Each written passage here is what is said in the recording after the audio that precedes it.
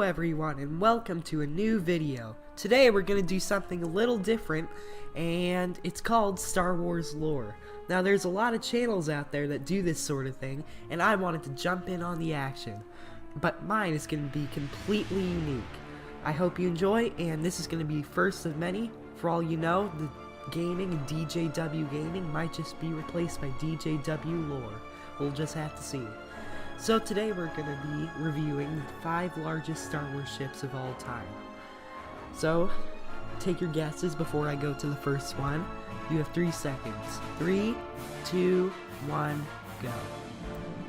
That's right, Lucrehulk class carrier. These ships were used by the Confederacy of Independent Systems, also known as the Separatist Alliance, and they were massive warships that carried 3,000 droid fighters in each.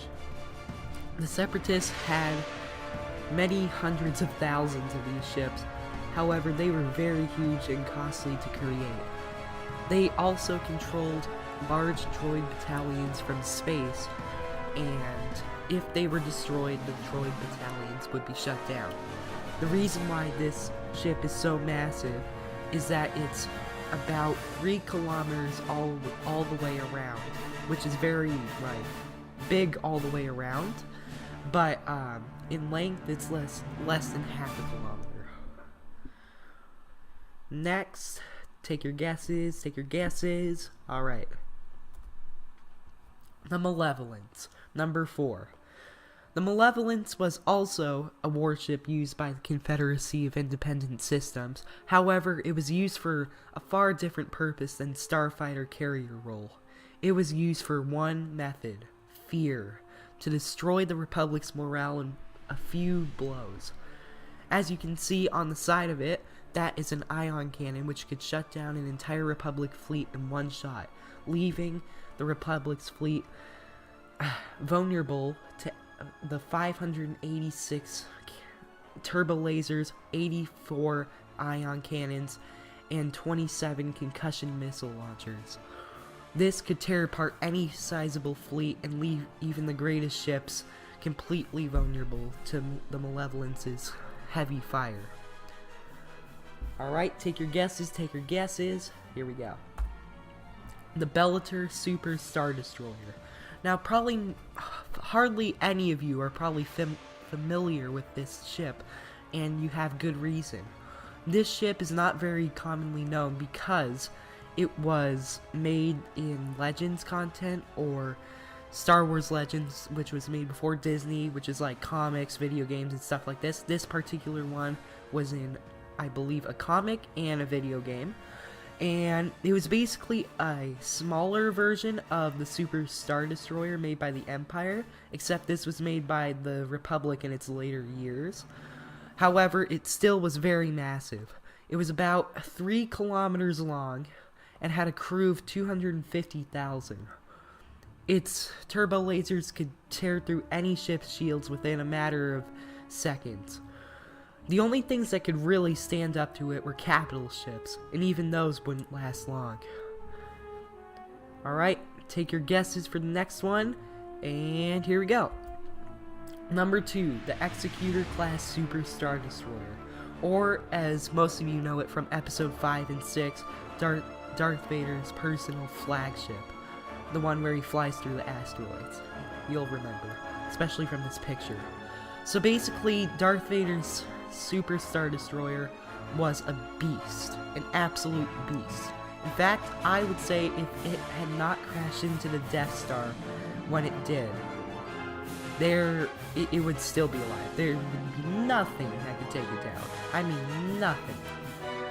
It had, I believe, over 1,000 turbo lasers, 500 ion cannons, and 182 concussion missile launchers.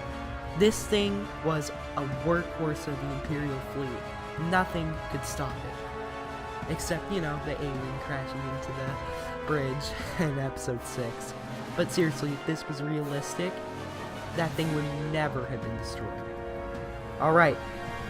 Number 1, let's see if any of you guys guess it. It's from Legends, I'll give you a hint. And here we go. Number 1, the Eclipse-class Superstar Dreadnought. It was basically the greatest Imperial ship ever made. So you know the turbo laser from the giant turbo laser from the Death Star that destroys Alderaan?